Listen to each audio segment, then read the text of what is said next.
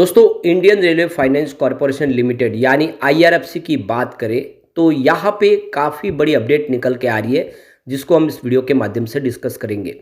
अब जैसे कि आपको पता ही होगा, आईआरएफसी का काम है रेलवे की जो इंफ्रास्ट्रक्चर कंपनियां उनको फंड प्रोवाइड करना। ये ग्लोबल मार्केट से और डोमेस्टिक बाजार से बॉन्ड के माध्यम से फंड रेज करते हैं और उसको रेलवे की कंपनियों को प्रोवाइड करते हैं। अब यहाँ पे बजट के बाद बहुत सारे नए ऐलान शुरू हो चुके हैं, क्योंकि बजट में इस बार प्रावधान जो रखा गया वो काफ़ी बड़ी रकम है। भले ही पिछली बार जितनी है, लेकिन वो रकम काफ़ी बड़ी है, जिससे बहुत सारे प्रोजेक्ट शुरू होंगे, बहुत सारी नई ट्रेनें शुरू होगी। ऐसे में क्या है, आगे की संभावना उसको समझने की कोशिश करेंगे इस वीडियो के माध्यम से। लेकिन फ्रेंड्स, उससे पहले अगर आप पहली बार हमारे चैनल पे आए तो चैनल को सब्सक्राइब कर दीजिए, एक बेल आइकॉन दबा दीजिए ताकि जब भी नया वीडियो बने पहला नोटिफिकेशन आपको मिले। वीडियो पसंद आए तो लाइक से जरूर कीजिए। चलो फ्रेंड्स, वीडियो स्टार्ट करते हैं। मैं हूँ आपका दोस्त एस बी दवे और हमारे अपने चैनल ऑनलाइन कमाई में आपका बहुत बहुत स्वागत है। तो सबसे पहले आईआरएफसी के कारोबार की बात कर ले तो 133 पर क्लोजिंग थी। 2.06% की गिरावट देखने को मिली फ्राइडे को। इसके पीछे वजह बाजार में गिरावट, एफआई बिकवाली कर रहे बाजार में, जिसकी वजह से बाजार में तेजी नहीं बन पा रही है। अब यहाँ पे जो बड़ी अपडेट निकल के आ रही है, भारतीय रेलवे करेगा नई ट्रेनों का आगाज। 2025 तक के अंत तक 100% इलेक्ट्रिफिकेशन का लक्ष्य रखा गया है। जितने भी रेलवे ट्रैक होंगे उस पर इलेक्ट्रिफिकेशन हो जाएगा। तो देख सकते हो कि यहाँ पे इंडियन रेलवे ने बड़ी बड़ी योजनाएं शुरू कर दी है और काफ़ी योजना लागू होने जा रही है, जो यात्री सेवाओं नेटवर्क को सुधारने में मदद करेगी। इसके तहत कई नई ट्रेनें और बेहतर सुविधाएं शुरू की जाएगी। बजट 2025 के बाद भारतीय रेलवे ने 2 से 3 सालों में 100 अमृत भारत ट्रेन, 50 नमो भारत ट्रेन और 200 वंदे भारत ट्रेन शुरू करने का लक्ष्य रखा है। इन ट्रेनों का उद्देश्य देश भर में कनेक्टिविटी को बढ़ावा देना है। दूसरी तरफ रेलवे मंत्रालय ने कम आय वाले यात्रियों को ध्यान में रखते हुए एक बड़ी योजना बनाई है। इसके तहत नॉन एसी जनरल और स्लीपर कोच बनाने का लक्ष्य रखा गया है। इसके साथ ही भारतीय रेलवे 2:3 के रेशियो के तहत जनरल कोच बनाएगा।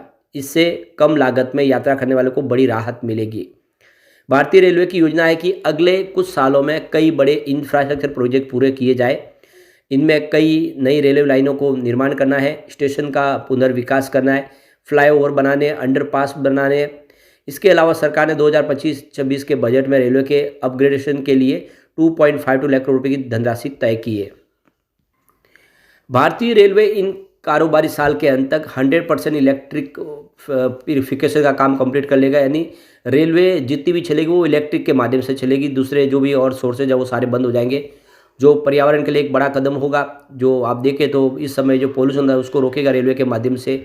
इसके साथ ही रेलवे सुरक्षा में निवेश को बढ़ाया जाएगा और आने वाले समय कवच जैसी टेक्नोलॉजी को तेज़ी से आगे काम उसके ऊपर बढ़ाया जाएगा।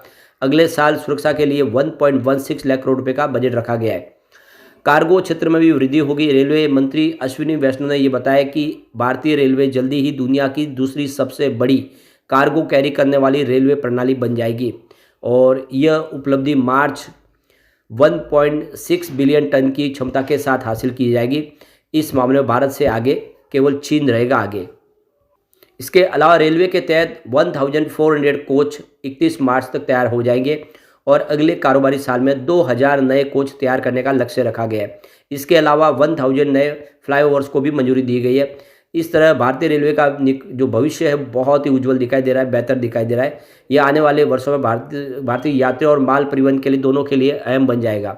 तो ये एक बहुत बड़ी एक तरह से देखिए राहत मिलेगी सेक्टर को और उसका फ़ायदा सीधा आईआरएफसी को होता हुआ दिखाई देगा। अब एक जो बड़ी अपडेट हरियाणा से निकल के आ रही है, इस बार 2025-26 के आम बजट में हरियाणा रेलवे परियोजनाओं के लिए 3416 करोड़ रुपए की धनराशि आवंटित की गई है, जो कि वर्ष 2009 से 2006 यानी यूपीए सरकार के मुकाबले जो 350 करोड़ दिया जाता था उससे 11 गुना अधिक है। और हमारे रेलवे मिनिस्टर अश्विनी वैष्णव ने इसकी जानकारी दिल्ली में दी है। उन्होंने कहा कि केंद्रीय बजट में हरियाणा को मिले हिस्सेदारी जानकारी देते हुए धन जो है इस धन के माध्यम से रेलवे इंफ्रास्ट्रक्चर को मजबूती मिलेगी। उन्होंने बताया कि 2014 से अब तक हरियाणा में आज 823 किलोमीटर रेलवे ट्रैक बिछाए गए, जो कि संयुक्त अरब अमीरात के समस्त रेलवे नेटवर्क के समान है। ये एक बड़ा अचीवमेंट है। और हरियाणा के मुख्यमंत्री नायब सिंह सैनी ने मुख्यमंत्री नरेंद्र मोदी और रेलवे मिनिस्टर अश्विनी वैष्णव का रेलवे इंफ्रास्ट्रक्चर को मजबूत बनाने के लिए धन की आवंटन किया उसके लिए आभार जताया उन्होंने। रेलवे मिनिस्टर ने कहा कि हरियाणा में वर्तमान में 14 नए रेलवे ट्रैक पर काम जारी है। 1195 किलोमीटर ट्रैक बिछाने पर 15,875 करोड़ रुपए का खर्च होगा। इनमें चंडीगढ़, बद्दी, पलवल से न्यू पृथ्वीला, रेवाड़ी से खाटूवास, भिवानी से डोब भाली, चूरू, सदलपुर से लूनी, समदड़ी, भिलड़ी और मानहेरू से भवानी खेड़ा, खाटूवास से नारनौल, पानीपत से रोहतक, फिरोजपुर से बठिंडा, जाखल से हिसार, असल बोहर से रेवाड़ी के दोहरीकरण का कार्य तथा मेरठ से पानीपत, दिल्ली, सोना, नूह, फिरोजपुर, झिरका, अलवर रेलवे ट्रैक, यमुनानगर से चंडीगढ़ वाया सांडोरा, नारायण तथा हिसार से सिरसा वाया अग्रवा फतेहपुर रेलवे परियोजनाएं शामिल है। तो ये सारी परियोजनाएं कंप्लीट होती हुई दिखाई देगी। रेलवे मिनिस्टर ने यह भी कहा है कि हरियाणा के 34 रेलवे स्टेशनों को 1149 करोड़ रुपये की राशि से अमृत स्टेशन के रूप में विकसित किया जा रहा है। इन स्टेशनों में Ambala cantt, Ambala city, Bahadurgarh, Ballabgarh, Bhiwani junction, Charkhi Dadri, Faridabad new town, Gohana, Asi, Hisar, Hodal, Jind junction, Kalanwali, Karnal, Kosli, Kurukshetra junction, Loharu, मंदिर, Mahendragarh, Mandi, Adampur, Mandi, Dabwali, Narnaul, Narwana junction, Palwal, Panipat junction, Pataudi road से रेवाड़ी, रोहतक, सिरसा, सोनीपत, यमुनानगर, जगाधारी शामिल है। तो ये देख सकते हो कि लगातार काफ़ी ज़्यादा निवेश बढ़ाया जा रहा है और फरीदाबाद में 262 करोड़ रुपए तथा गुरुग्राम रेलवे विकसित करने के लिए भी काफ़ी बजट आवंटन किया गया है, जिससे आने वाले समय ये प्रोजेक्ट कंप्लीट होंगे। एक जो और बड़ी अपडेट निकल के आ रही है, नई दिल्ली के रेलवे स्टेशन का कायाकल्प करने के लिए 2195 करोड़ का ठेका दिया गया है। तो अब देखो कि पिछले कई समय से ये काम अटका हुआ था, अब पुनर्विकास की योजना में थोड़ी हलचल शुरू हो चुकी है और नई दिल्ली रेलवे स्टेशन के पुनर्विकास का जो काम है वो DEC infrastructure and project HG infra engineering के दोनों को जॉइंट पार्टनरशिप में ये काम मिला है दोनों का। तो HG इंफ्रा ने इसको जानकारी एक्सचेंज को दी है।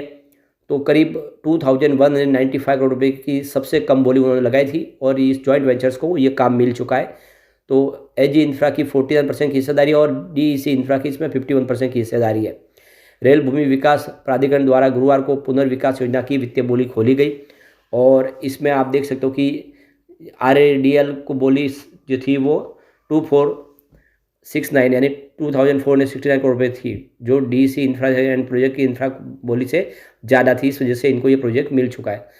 तो दौड़ में और सब कंपनियां भी शामिल थी, जिसमें GR infra project, DRA, RLDA, Seagull India और NCC थी, जिनकी बोलियां इनसे ज़्यादा थी। इस वजह से ये प्रोजेक्ट जो है इनको मिल चुका है और अब आने वाले समय इस परियोजना की जो अवधि है वो 45 महीने बताई है, जिसमें इस काम को पूरा किया जाएगा।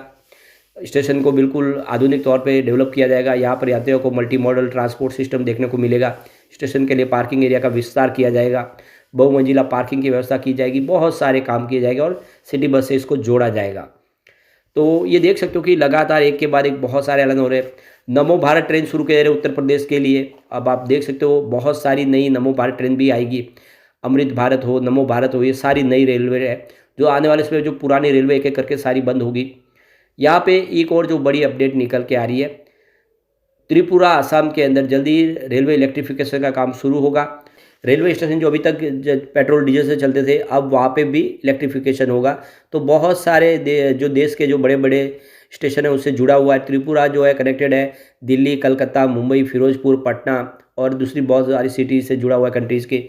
लेकिन यहाँ पे देख सकते हो कि डीजल के माध्यम से इंजन चल रहे, जिसको अब यहाँ पे इलेक्ट्रिफिकेशन होगा और आने वाले समय में इसके लिए 46 करोड़ का खर्च करके इलेक्ट्रिफिकेशन प्रोजेक्ट पूरा किया जाएगा। 2022 में इस प्रोजेक्ट को लॉन्च किया गया था, जो आने वाले समय अब कंप्लीट होता हुआ दिखाई देगा। तो ये सारी बातें जो साबित करिए कि IRFC आने वाले समय बेहतर कर सकता है। एक बार उसके फंडामेंटल देख लेते हैं। मार्केट कैप 1,74,203 करोड़ के आसपास है।